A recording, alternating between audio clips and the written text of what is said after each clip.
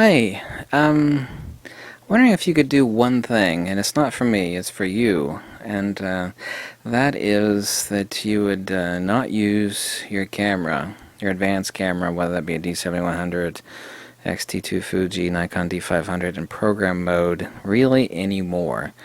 There's one of two things that will happen when you start to do that, if you've been shooting in program mode a lot. The immediate first thing you're going to do is you're going to make some mistakes. I shoot in aperture priority about 80% of the time. Maybe 85% of the time, 15%, 20%, the rest, all manual. First thing that's going to happen is you're going to make some mistakes. Shooting in aperture priority, you're going to be at a certain ISO. You are going to want a certain depth of field, and then you're going to find out that at that given ISO, with that chosen aperture priority setting, that you're going to be outside of the boundary of where your shutter speed should be. You'd be too slow. You're going to have image blur. You're going to make mistakes. But the first thing after that that's going to happen is you're going to be immediately cognizant of what it is that you're doing wrong. You're going to realize, not looking through your camera at its onboard meter, but just looking at the ambient light, you're going to know, I'm going to be shooting ISO 800, I want to shoot at f2.8 for example, or say I want a more shallow, a deeper depth of field, I'm going to shoot at f11 or f8. But I'm going to have to crank up my ISO to have sufficient shutter speed to capture the moment of whatever it is that I'm shooting.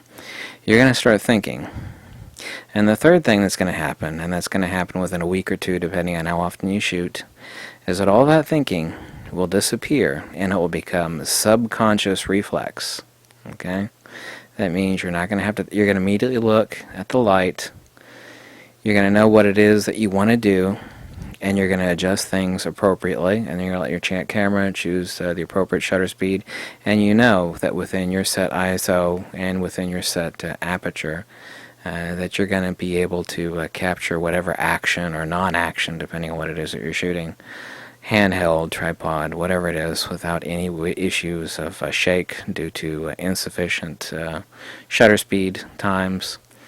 You won't be thinking about it anymore. If you wanted to shoot in program mode, then you should have bought a dinky camera. A lot of people have the false impression that the more advanced the camera is, the better it is at helping you take the picture, and that's not the case. It's actually almost inverse. The cheaper cameras are designed to be as almost foolproof as possible, but no camera can obviously take a great picture. And the more expensive they get, the more they demand that you have the skills to utilize their capabilities. Their capabilities don't lie within helping you compose the photograph and select the appropriate lighting, shutter speed, shutter priority, aperture priority. You know, they're not going to help you there. They're not. They demand more of you. They do. Please stop shooting in program mode. Stop thinking. I don't think Zach Arias said it first. He's the person that said it most recently, but someone said it before him, and that says that the smarter the cameras get, the dumber the photographers get, and that really is true. You need to start engaging into your camera as an extension of your body, because if you have your camera set to choose whatever it wants, the only thing that's going to happen is you're going to have a really expensive camera that is going to be creating compositions with the inappropriate shutter speed and inappropriate depth of fields that you did not envision within your mind. You have to take control of that device. If you think spending more money on an advanced camera means that you will have to think less, you're not only wrong, but you're approaching it incorrectly. You need to engage that camera as an extension of your body. Aperture priority at the very least, for God's sakes. I almost never use shutter priority. Well, not some, quite a few action photographers do have a shutter priority set, and a lot of people, I never use auto ISO. Never use auto ISO. Now that things are ISO invariant, it's not really a big deal anymore, but sorry, I'll never use auto ISO. There are times where I could actually see it would be useful.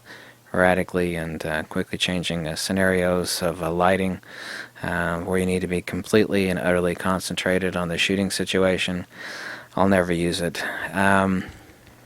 Depends what sort of photographer you are.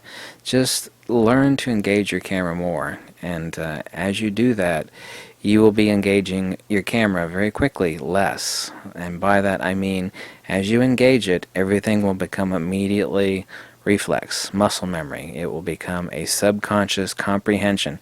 Just like when you're going to go and reach for a glass of water on the table, you don't think about it. You see the water and you reach for it with there's no thought in there.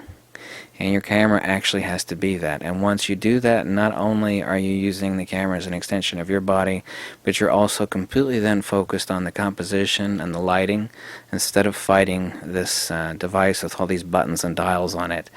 You know, until you can make that camera subconscious as an actual extension of your body, then you're always going to be fighting the camera, and it's going to exist between you and your subject and you and your composition. And anytime that happens, that is no bueno. That's no good.